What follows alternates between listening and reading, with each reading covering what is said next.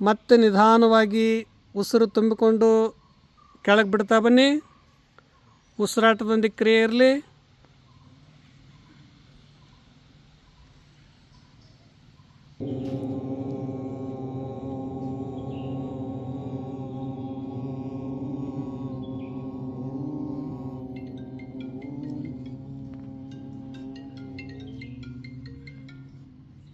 ಇವು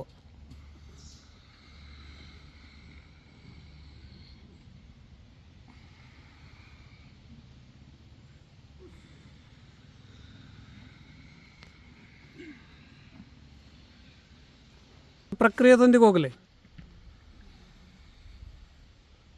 ಎಷ್ಟು ಸಾಧ್ಯದಷ್ಟು ಕೈ ಹಿಂದೆ ಮಾಡ್ಬೇಕ್ರಿ. ಅಂದ್ರೆ ಹೃದಯ ಭಾಗ ವಿಸ್ತಾರ ಆಗ್ತದೆ. ಅಲ್ಲಿರುವ ಅಶುದ್ಧ ಹವೆಯೆಲ್ಲ ಹೊರ ನಿವಾರಣೆ ಮಾಡ್ತದೆ.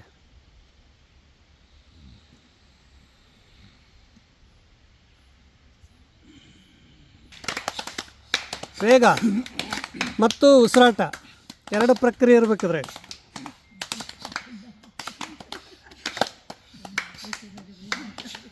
ಭುಜಗಳಿಗೆ ಚೆನ್ನಾಗಿ ಎಕ್ಸಸೈಸ್ ಆಗ್ತದೆ. ನೀವು ಕಂಪ್ಯೂಟರ್ ಬಳಸ್ತೀರಿ, ಮೊಬೈಲ್ ಬಳಸ್ತೀರಿ, ಎಲ್ಲ ರಕ್ತ ಸಂಚಾರ ಚೆನ್ನಾಗಾಗ್ತದೆ. ಕುಳಿತಲ್ಲೇ ಮಾಡೋ ಆಸನ ಇದು. ಒಂದು 5 ಟೈಮ್ ಮಾಡಿರಿ.